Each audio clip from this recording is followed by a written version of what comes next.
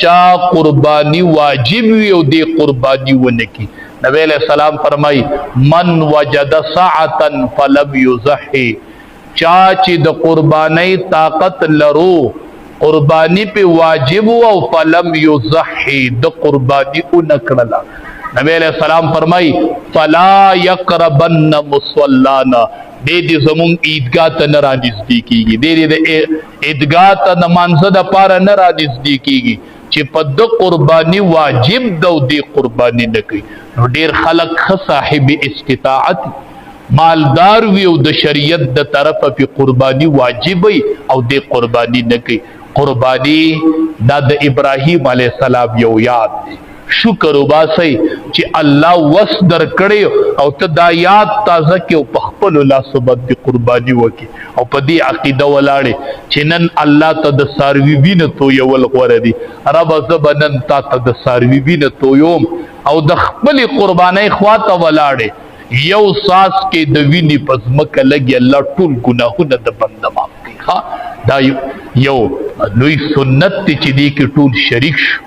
د چا طاقت وی او قربانی په واجب بنو قربانی مپرې دی ښا بعض خلک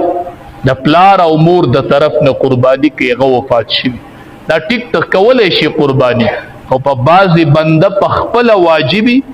خپل واجب قربانی نه کوي او پلار مور وفات یې غیله قربانی کو په کاغیله تاونه کړنت په ګناګار نه خو د ایصال ثواب د پاره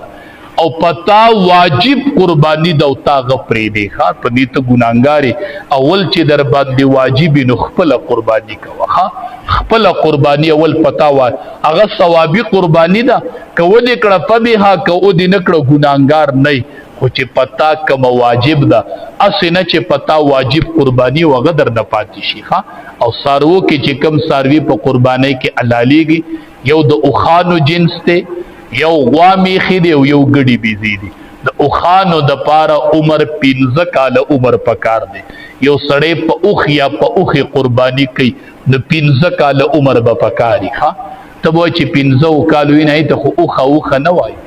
یو کس راگے نبی علیہ السلام تا مال سورلی راکا نبی علیہ السلام بل توی دے دا اخی پا بچی سور کا اگرتی دا اللہ حبیبا وی دا اخی بچے سما طاقت لری نبی علیہ السلام ورتے ولی دا اخی بچے نہیں کا او هم د وخی بچی دی کنه مزاق ور سره کو دسی خند پیشانی ور سره کوله نو د اوخ او د اوخی د پاره عمر 15 کال شرط دی چې 15 کال پوره شوی چې یو ورځ پکیم کم نه نو ته په قربانی کولې او غوا میخي غواګان او به خو